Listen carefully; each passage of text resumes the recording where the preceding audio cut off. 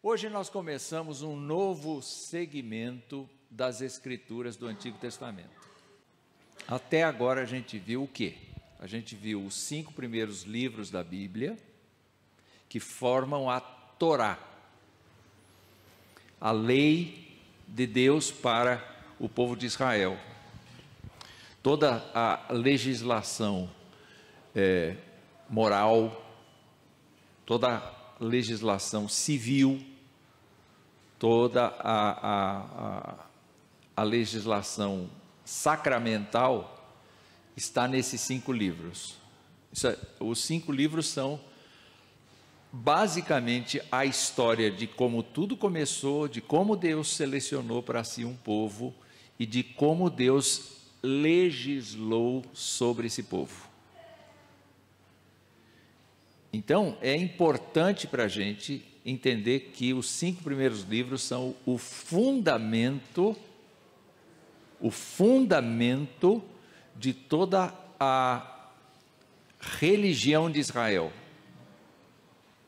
Mas inclui para nós todos os princípios que são comuns ao Novo Testamento. Por exemplo, os 10 mandamentos continuam sendo para nós uma regra de conduta. Não servem para nos salvar, porque mostram que a gente não é capaz de cumpri-los.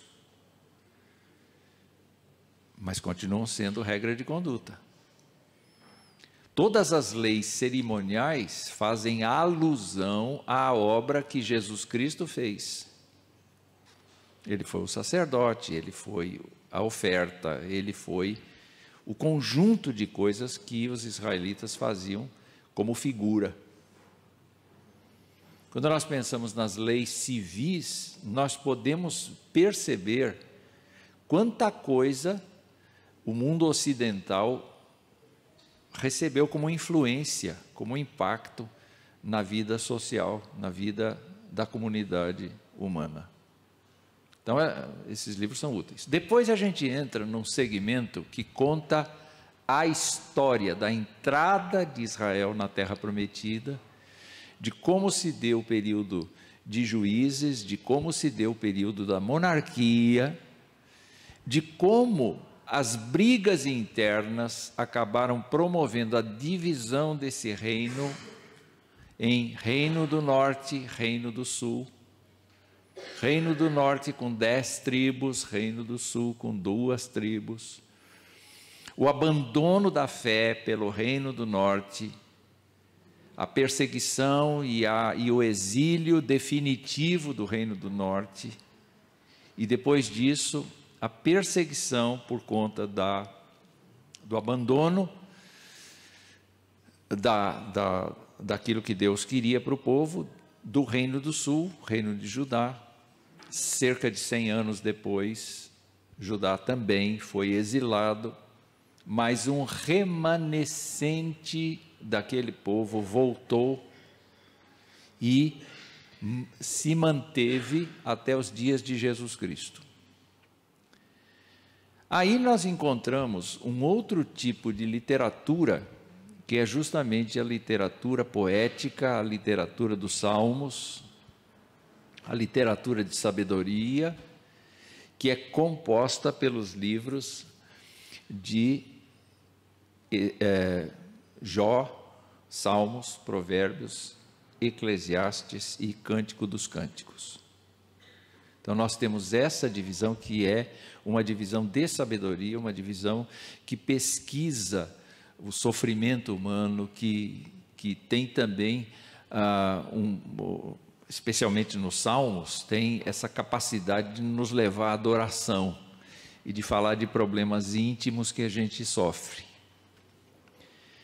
A partir de agora, a gente vai entrar então dentro de um segmento chamado profetas. E nós temos 2 classificações, uma delas, eventualmente pelo tamanho da obra ou pela dimensão do ministério profético. Nós temos os profetas maiores, que são Isaías, Jeremias, Lamentações de Jeremias, Ezequiel e Daniel. Esses são chamados profetas maiores. E depois nós temos 12 profetas que são chamados de profetas menores. Não que o seu ministério seja menos importante, mas eventualmente o tamanho das obras, o tamanho da profecia seja o que determina que eles chamem profetas menores. Então nós temos aí 12. Quem é que é capaz de citar os 12? Oséias, Joel, Amós, Obadias, Jonas, Miqueias, Naum, Abacuque, Sofonias, Ageu, Zacarias e Malaquias. Então eu queria falar um pouquinho a respeito dessa questão de profecia. Em todos os países em volta de Israel, você ia encontrar a figura do sacerdote, do profeta, do vidente, do mago, da pessoa que prognosticava o futuro. Na nossa sociedade nós temos isso também. Os cartomantes, os adivinhos, são pessoas que fazem prognósticos acerca do futuro. Nós vamos encontrar pessoas que se propõem a isso, que se candidatam a isso, que se oferecem até no poste de iluminação, né? Você quer conhecer a alma gêmea? Procure o celular tal, né? Tem isso, tem pessoas que fazem isso. E nas nações que a gente vê em volta de Israel, existe muito misticismo, existe muita lenda, existe muita coisa dentro desse espectro. Naturalmente, em Israel, a profecia não vem da vontade de homem nenhum. A afirmação quem fez foi Pedro. Dá uma espiada em 2 Pedro, por favor. 2 Pedro, lá no finzinho quase da Bíblia. 2 Pedro, e nós vamos ver o capítulo 1, versos 20 e 21. E diz assim, na minha Bíblia aqui, página 1334. Primeiramente, porém, verso 20, saibam que nenhuma profecia da Escritura provém de interpretação pessoal, porque nunca, jamais, qualquer profecia foi dada por vontade humana. Entretanto, homens falaram da parte de Deus, movidos pelo Espírito Santo. Então, o movimento profético em Israel tinha a sua origem na pessoa de Deus. Era Deus que queria transmitir uma palavra para o seu povo. Então, de onde vinham os profetas? Os profetas vinham de toda parte, vinham da classe sacerdotal, vinham da classe da linhagem do rei, vinham do povo, vinham, por exemplo, é o caso de Amós, que é um caso bem característico. Ele era boieiro, ele era cuidador de gado, e ele foi tirado disto para ser profeta. Então a profecia era um chamado. É uma coisa importante para a gente se lembrar que Deus levantou profetas. Nós temos o nome de alguns dos profetas, mas não temos todos os profetas. A profecia não alcançou apenas homens, mas também mulheres. Então não é um ofício sacerdotal, era uma pessoa que era erguida do meio do povo por Deus, por meio de teofanias, por meio de visões, por meio de falas de Deus. Quantas vezes o profeta diz assim: assim diz o Senhor. Quer dizer, o que ele ouviu, ele transmite. Então eram pessoas que se destacavam do povo, não por serem de status ou de inteligência acima do normal, eram servos e servas de Deus, que Deus convocava do meio da população para falarem da sua palavra. E nós temos aqueles que escreveram livros, aqueles que não escreveram livros. Vou citar um famosíssimo que se chama Elias. Conhecem o profeta Elias? Quantos livros ele escreveu? Nenhum. Eliseu foi professor numa escola de profetas e não escreveu nenhum livro. Mas Deus colocou no coração de Amós que o registro das suas profecias ficasse.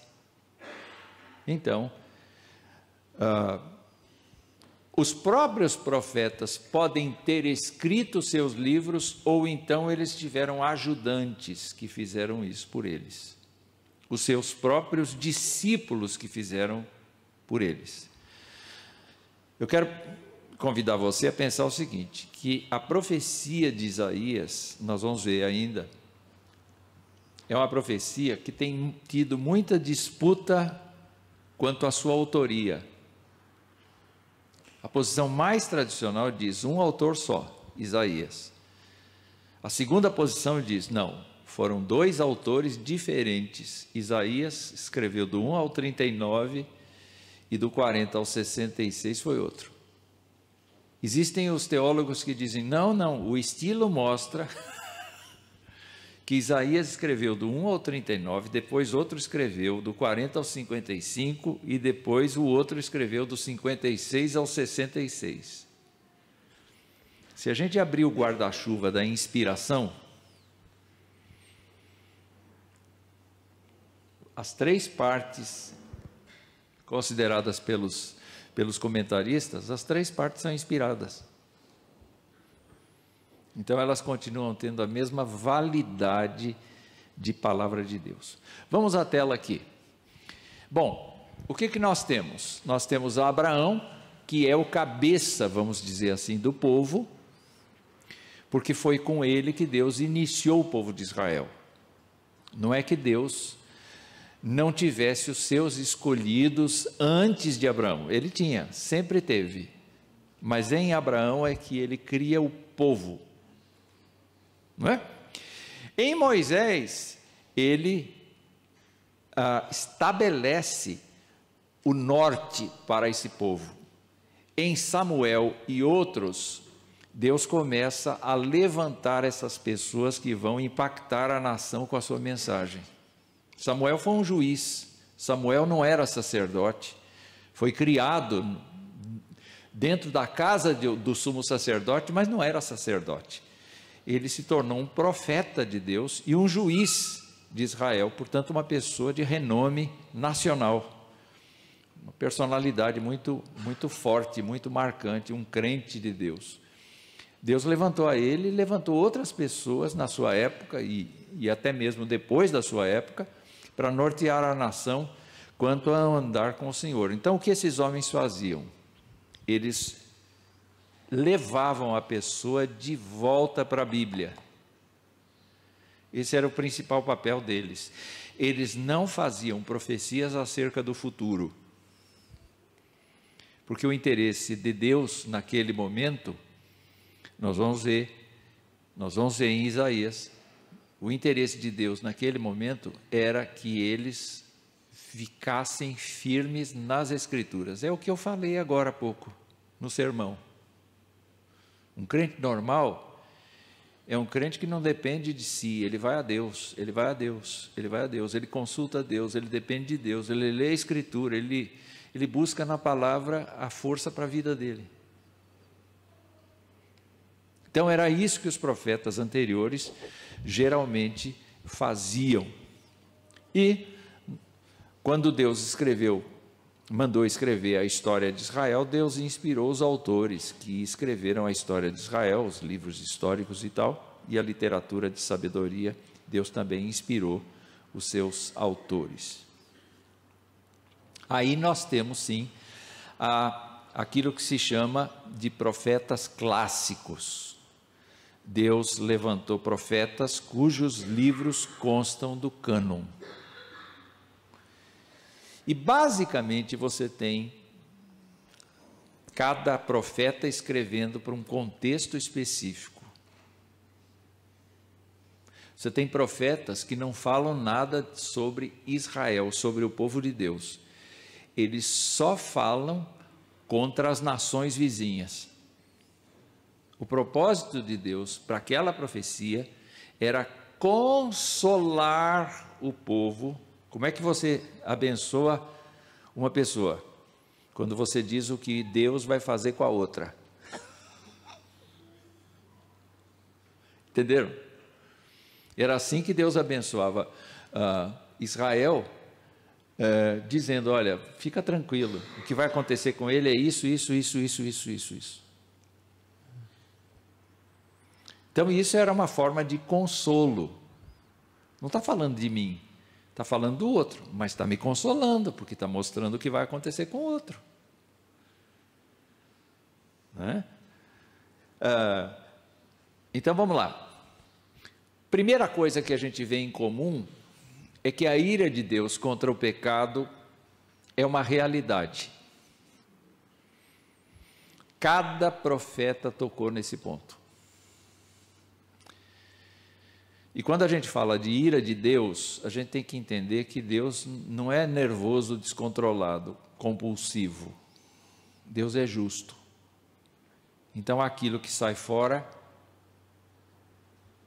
automaticamente cai na disciplina do Senhor.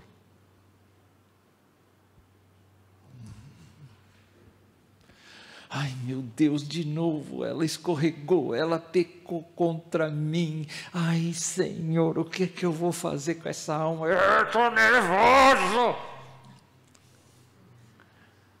Esse é o jeito humano da gente encarar a coisa. Deus, errou? Está doendo? Tá. Disciplina.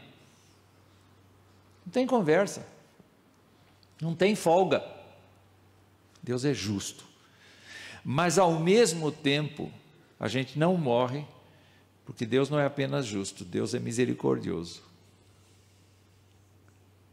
Deus nos olha com misericórdia. O salmista diz, porque ele se lembra que nós somos pó. Então, por que a gente está sendo abençoado? Porque a gente merece? Não, é por causa da misericórdia de Deus. Só. Não, mas eu sou uma pessoa tão crente, tão boa, tão devota. Não interessa. Nossa, pastor, mas isso é cruel demais. Pois é, você só está onde está, eu só estou onde estou, porque Deus quer. O soberano é Ele. Então, nossa vida deve ser de resposta agradecida. Então, a ira de Deus contra o pecado é uma constante, mas não é o pecado apenas do mundo, é o pecado do seu povo. E Ele chama de pecado, muitas vezes, Deus chama assim, vocês foram após outros deuses, vocês adulteraram contra mim. Então, Ele chama o seu povo de adúlteros. Que toda vez que a gente troca a santidade de Deus pelo pecado, a gente adultera contra Ele. Eu não sei quantas vezes por dia eu adultero contra o Senhor. Seja por intenção ou seja por ignorância. Faça uma avaliação de você mesmo. A segunda coisa é que eles faziam advertências. Eles faziam advertências ao povo. Olha, Deus vai exercer sua justiça sobre vocês se vocês não se arrependerem. Então, era aquilo que eu mencionei no sermão de teologia da retribuição. eles compreendiam que se eles desobedecessem, eles eram punidos. Se eles obedecessem, eles eram abençoados. Porque Moisés falou assim. E eles aceitavam isso. Só que conosco é diferente. Nós temos uma compreensão diferente. Qual é a compreensão? A compreensão é que nós fomos salvos pela graça. E se nós erramos contra Deus, nós continuamos na graça, mas perdemos a comunhão. A gente foge de Deus como Adão fugiu de Deus naquele dia. Mas a gente não perdeu a salvação por isso. A recomendação, ou melhor, a exortação, ou melhor, a ordem é: se confessarmos os nossos pecados, Ele é fiel e justo para nos perdoar os pecados e nos purificar de toda injustiça. Então a gente não perdeu a salvação, a gente voltou à comunhão. Mas no caso deles, eles estavam dizendo: Deus vai disciplinar. Os profetas todos disseram: Deus vai disciplinar aquele que é reprovável de coração. Isso continua valendo, gente. Ai, por que Deus me bate tanto? Dá uma considerada na sua vida. Pode ser que Ele bata porque você não tem juízo, ou pode ser que Ele bata para você render mais.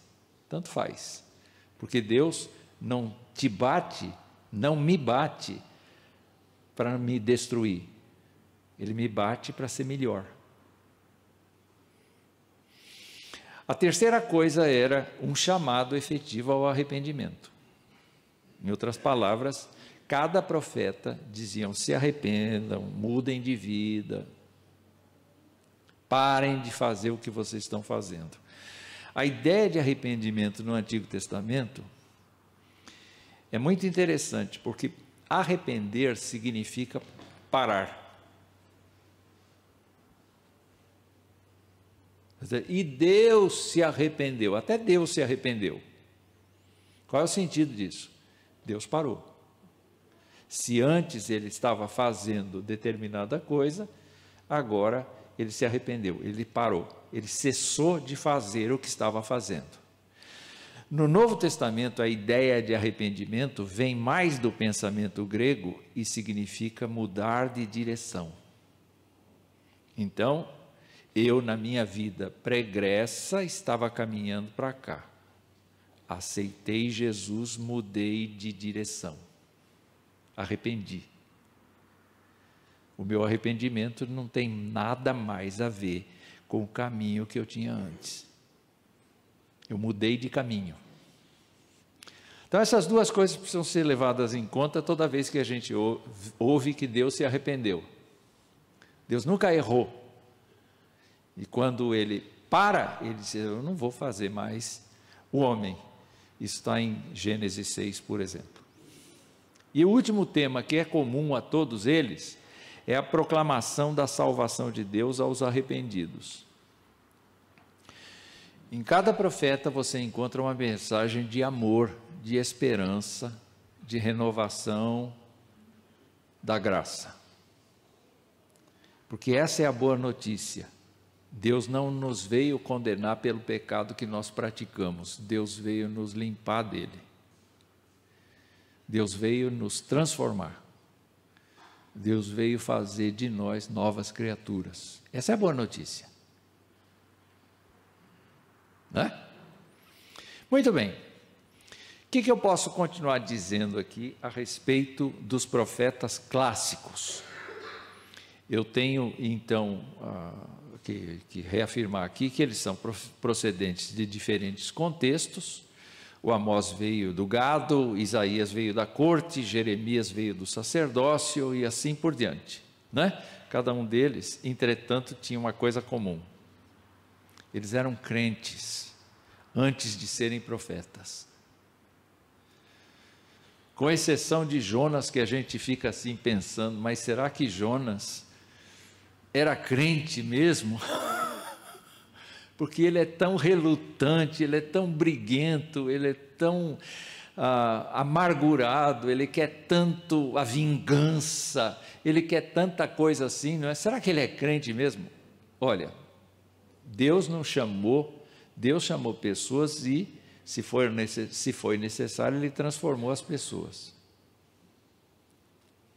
Eu fico pensando, por exemplo, no caso do Novo Testamento, o apóstolo Paulo. Quem diria que o Saulo, perseguidor da igreja,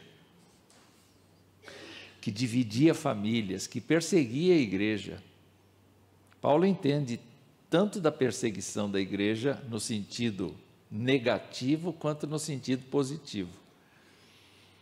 Porque ele perseguiu a igreja e depois ele foi perseguido como igreja. Mas aí você pensa no que aconteceu com ele. Tinha esperança para um cara que perseguia a igreja? Tinha esperança? Não tinha esperança. Não tinha esperança para nós. Boa. Para nós não tinha esperança, era um caso perdido. A gente tinha que dizer assim: ó Deus, leva ele para o inferno. Não é? Só que Deus disse assim: não, esse é meu servo. Desde antes dele nascer, ele já está programado para ser confrontado e para ser tratado, e olha o que Deus os produziu na vida desse homem. Então eu quero dizer para você o seguinte: não perca a esperança de orar por quem você acha que Deus não pode dar jeito, porque Deus pode dar jeito a qualquer um, até no Jonas, até no Jonas. Então eles tinham no seu coração uma dedicação ao Senhor, eles eram crentes mesmo, eles tinham um forte senso de chamado. Eu estou falando isso aqui, não é porque eu quero, Deus me mandou falar. No caso de Jeremias, quando vocês leem o capítulo 1 de Jeremias, a narrativa do capítulo acaba dizendo: eu acho que eu compreendo Jeremias. Ele diz: Senhor, eu não passo de uma criança, eu sou muito jovem para isso e tal, etc. E Deus diz: não, eu vou te colocar no meio da corte, eu vou te dar palavras, eu vou te fazer. Quando você olha para o Moisés, Senhor, a minha língua é pesada, eu não tenho jeito, eu sei cuidar de cabra, eu não sei cuidar dos cabras. Não é? Quer dizer, essa dificuldade, esse desafio posto na frente, era real, mas aí que está, eles tinham esse senso de chamado. Vou citar Paulo de novo, porque Paulo diz assim: ai de mim se não pregar o evangelho. Quisera eu e vocês terem o mesmo senso de chamado que Paulo teve. Ai de mim se não viver como crente. Ai de mim se não testemunhar o evangelho. Ai de mim se não fizer a obra de Deus. Terceira coisa, eles eram mensageiros de Deus, e olha, mais de 350 versículos vão dizer: assim diz o Senhor. Então a atividade profética era uma atividade respeitada por alguns, odiada por outros. Jesus Cristo, quando falou com os escribas, com os fariseus, doutores da lei, ele diz assim: vós matastes, os vossos pais mataram os profetas. Quando Hebreus fala da fé, no capítulo 11, lá no finzinho, ele diz que gente foi torturada, gente foi cerrada ao meio, gente foi morta. Então a perseguição faz parte do menu do crente.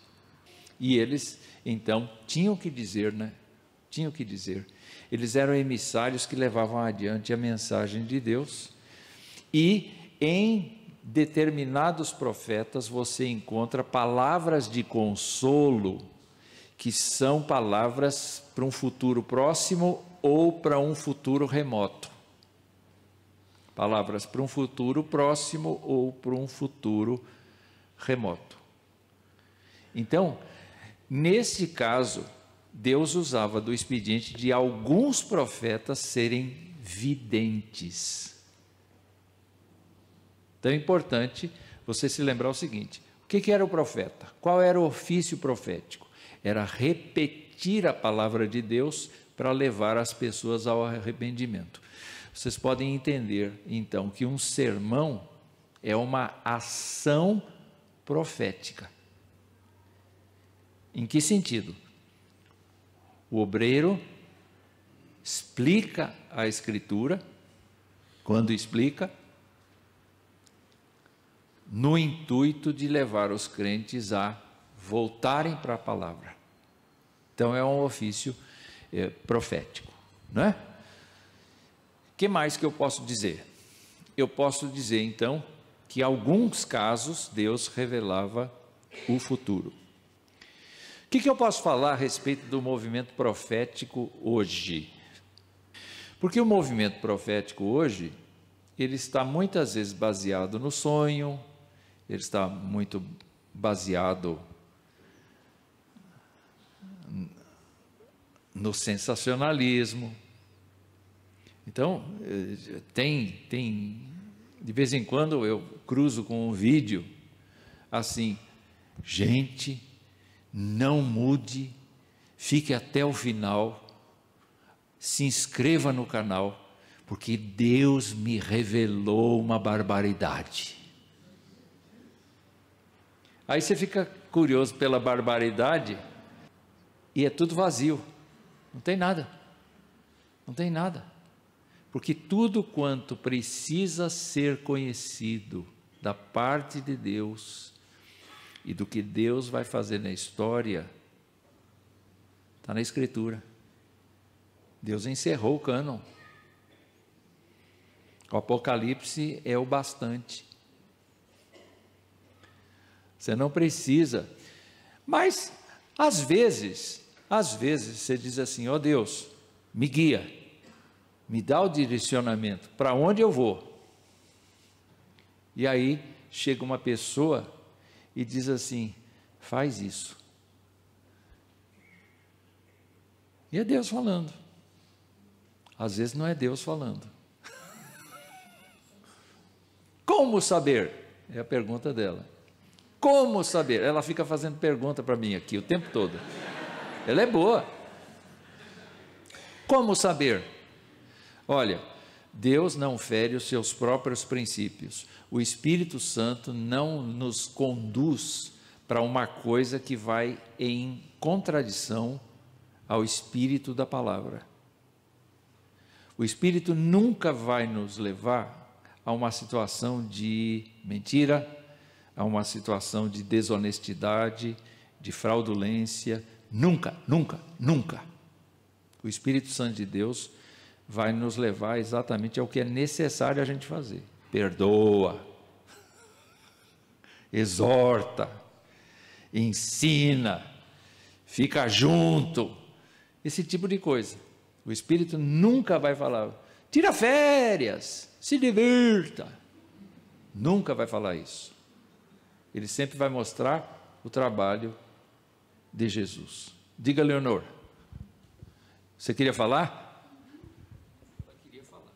Desde o começo que eu frequento essa igreja, o senhor me conheceu, né?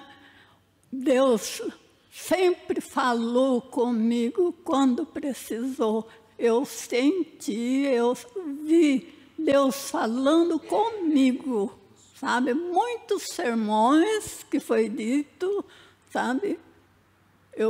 Foi dito para mim. Eu cheguei em casa e disse: aquele sermão foi para mim. Entendeu? Desde quando eu comecei a frequentar essa igreja. E, às vezes um dia chegou uma moça, ela estava chorando, sentou aqui, estava chorando. E o sermão, né, o pastor falando. E o sermão, eu acreditei que era para ela, sabe? Falava para ela. Quando terminou o sermão, eu falei para ela: você viu que o sermão foi para você? Aí Ela falou, eu vi, eu senti. Então, e tem uma coisa curiosa. Deus fala comigo de um jeito e fala com você de outro jeito. Mas Deus usa pessoas, Deus usa situações, Deus usa a própria palavra, Deus usa qualquer mecanismo que Ele ache interessante para nos falar. Só que a gente precisa ter discernimento acerca das profecias. Quero convidar você para abrir Deuteronômio capítulo 13. A gente ainda não começou a falar de Isaías, né? Lá pela 13h a gente começa. Não começa não. Deuteronômio 13. Se aparecer no meio de vocês um profeta, ou sonhador, e anunciar um sinal ou prodígio, e se acontecer esse sinal ou prodígio de que ele falou, e ele disser, vamos seguir e adorar outros deuses, deuses esses que vocês não conheceram, não deem ouvidos às palavras desse profeta, ou sonhador, porque o Senhor, seu Deus, está pondo vocês à prova, para saber se vocês amam o Senhor, seu Deus, de todo o coração e de toda a alma. Sigam o Senhor, seu Deus, e temam somente a Ele. Guardem os seus mandamentos, deem ouvidos à sua voz, sirvam-no e sejam fiéis a Ele.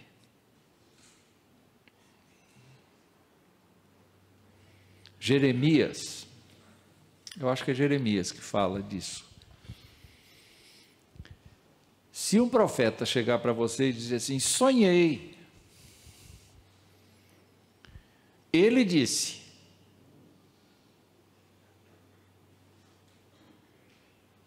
e contar o sonho, aí Jeremias está dizendo, eu acho que é Jeremias, não sei se é Jeremias ou Ezequiel, mas eu acho que é Jeremias, que me veio agora, eu não pensei nesse texto quando eu estava preparando a aula. Ele diz assim, se o tal profeta tem um sonho, que conte como sonho, mas nunca diga, ele disse.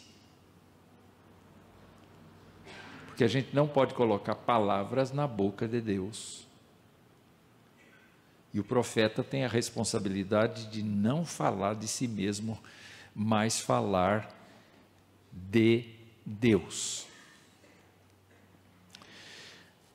Olha só, o nosso autor aqui, de Descobrindo o Antigo Testamento, letrinha miúda, que não está aparecendo aqui agora, não sei porquê, mas diz o seguinte, que Cristo foi um profeta também, um dos ofícios de Cristo foi o ofício de profeta. Por quê? Porque ele tinha o seu coração dedicado ao Senhor, ele tinha o forte senso de chamado, ele era mensageiro de Deus e era emissário que levava adiante a mensagem de Deus, era pré-anunciador e ele fez discursos escatológicos também. Além de explicar de onde ele vinha no Antigo Testamento, ele também explicou o que vai acontecer no futuro, que nós estamos esperando, aguardando a qualquer minuto. Não é? Vamos finalmente chegar em Isaías. E eu quero começar então, dizendo que Isaías significa Yahvé é salvação. Yahvé é salvação. Isaías, Josué, Jeshua, são nomes muito parecidos. Então Isaías é como se fosse o nome de Jesus, né? Porque Yahvé é salvação. Segundo o capítulo 7, ele vivia em Jerusalém e, segundo a tradição, ele era da família real, era de sangue real, ou seja, ele frequentava a corte. ou, eventualmente, os seus parentes eram da corte, participavam da corte.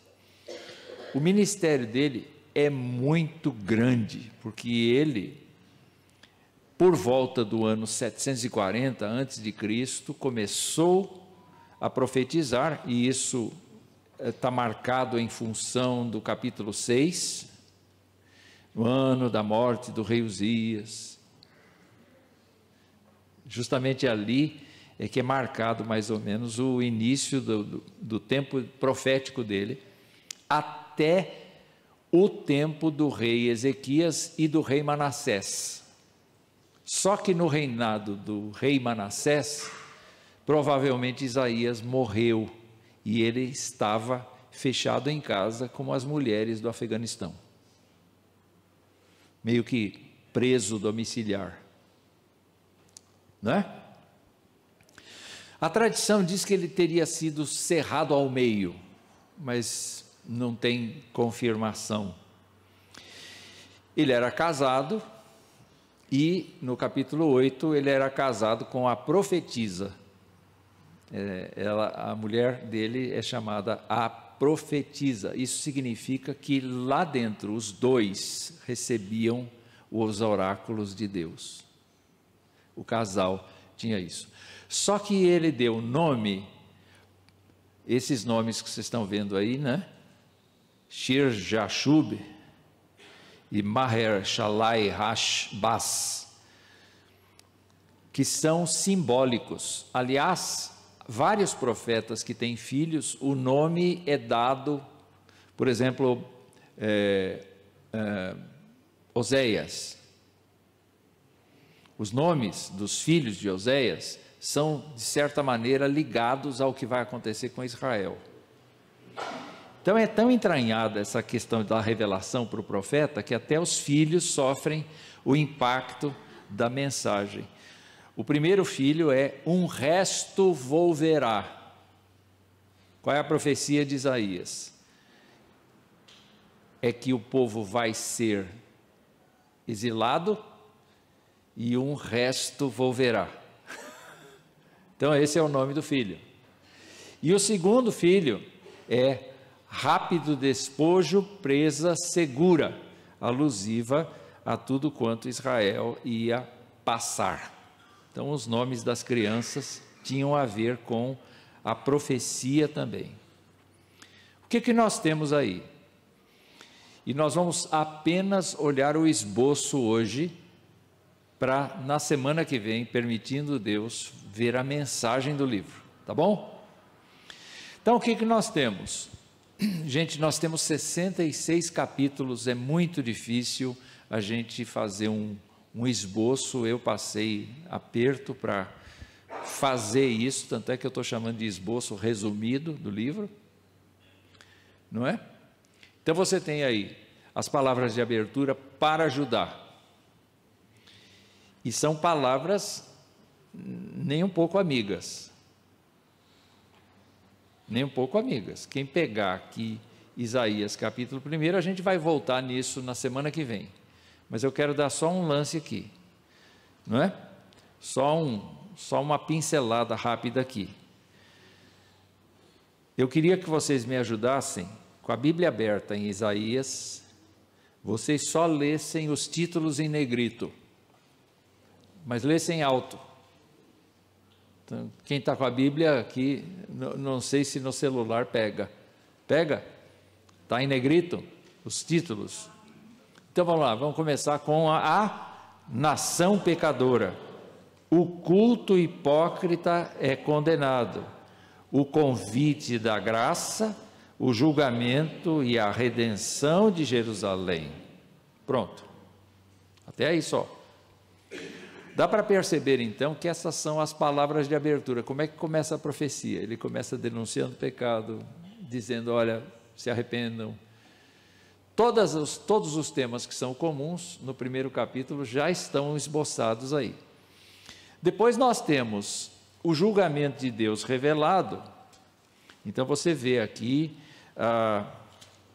o monte do Senhor, capítulo 2, o dia do Senhor, julgamento de Judá e de Jerusalém, julgamento das filhas de Sião, reinado do renovo do Senhor, parábola da vinha, ai dos maus, Deus castigará o seu povo, para dizer que o julgamento de Deus está sendo revelado. Depois nós temos o chamado de Isaías, que é o capítulo 6, um clássico que nós frequentemente recorremos, e aí nós temos a promessa do Messias, que está lá, não é? No capítulo de número 7.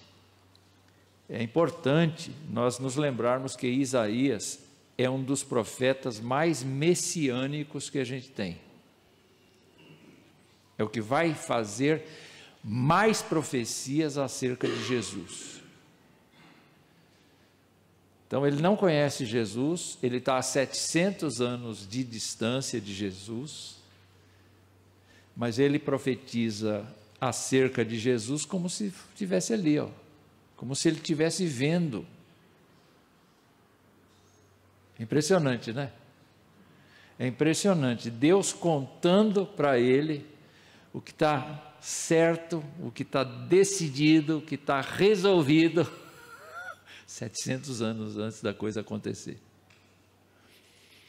Então, temos aí a invasão assíria, que vai falar um pouco, né? Mas, em contraposição, nós temos a descrição do príncipe da paz no capítulo 9, da era messiânica. O povo que andava em trevas viu grande luz, aos que viviam na região da sombra da morte resplandeceu a luz. E isso é interpretado como a Galileia dos gentios, no Novo Testamento. Então você tem aqui, isto aqui.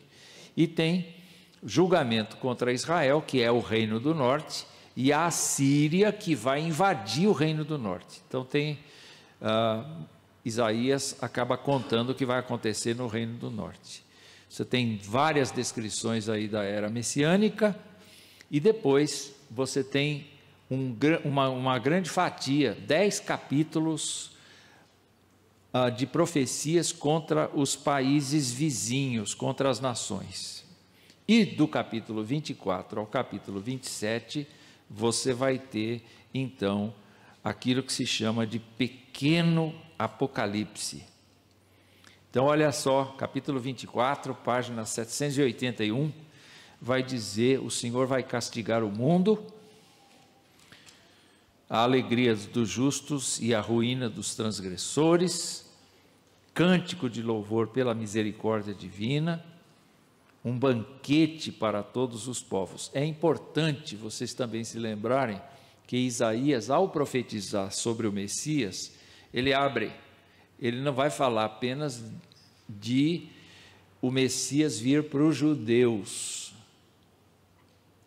vem para os gentios também. Então, ele é um homem que está apegado à lei do Senhor. A lei do Senhor foi dada para o israelita. Entretanto, ele recebe oráculos no sentido de que aquilo que Deus está preparando no futuro pelo Messias é para todos. É para todos. Então, ele é um visionário nesse aspecto de mostrar que nós estamos inseridos no projeto de Deus. Depois você tem outra fatia grande de profecias dos ais, você tem um resumo escatológico. Então, você viu o pequeno Apocalipse no capítulo 24, agora você tem um resumo escatológico no capítulo 34, uma volta a esse assunto. Você tem uma pausa em que ele conta a história de Ezequias e da enfermidade de Ezequias no livro. E aí termina esta primeira sessão, vocês viram aí lá em cima, capítulos 1 a 39. Eu só vou chegar ao final aqui e a gente já encerra. Então, aí começa um tempo em que Deus vai se revelar mais claramente como Criador, como sustentador, e especialmente combatendo a idolatria do povo. Então você tem aí o consolo no capítulo 40, redenção no capítulo 41, o papel do servo do Senhor no capítulo 42, a redenção de Israel da Babilônia, não é mais assírios, portanto já passaram 100 anos, já é uma profecia de 100 anos para frente. E julgamento contra a Babilônia.